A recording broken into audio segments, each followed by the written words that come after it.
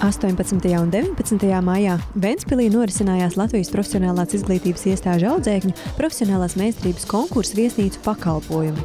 Šoreiz konkursā piedalījās 11 speciālisti no 11 Latvijas tehnikumiem, tostarp arī no Daugavpils Tirdzniecības profesionālās vidusskolas.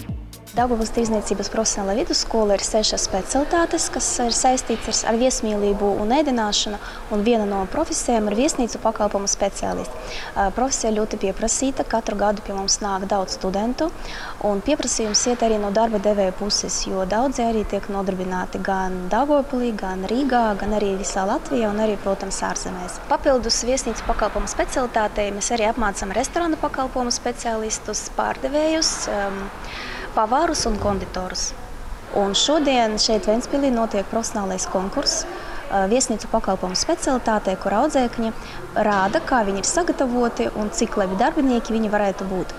Viņi rāda, kā spēja uzņemt viesus, kā spēja apkalpot, sagatavot istabas, uzklāt brokastis un citus pakalpojumus, ko sniedz parasti viesnīca saviem viesiem, kā arī rāda savu komunikabilitāti un arī prasme rīkoties dažādās situācijās, risināt sarežģītos jautājumus un tā tālāk. 1., 2., 3. vietas ieguvēji dabūs arī vērtīgās balvas saistītas ar profesiju, un pārējiem vismaz gandarījumu par to, ka viņi paveica ļoti lielu tādu lietu un ka viņi patiešām ir spējīgi kļūt par profesionāliem un būt konkurentspējīgiem savā darba tirgū. Ventspils Olimpiskā centra viesnīca Viktorija klausās. Labdien, es vēlētos rezervēt 3-vietīgu numuru. Un tātad jums ir 5. jūlijā uz 8 vakarā 4 personām restorāna galdiņš.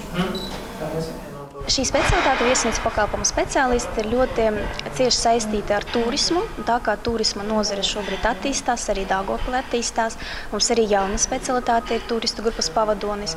Un kopā šīs 2 specialitātes arī veicina to, ka pilsēta kļūst daudz progresīvākā un ir spējīga strādāt ar turistiem un arī veicinās šo turistu plūsmu palielināšanos pie mums Daugavpilī.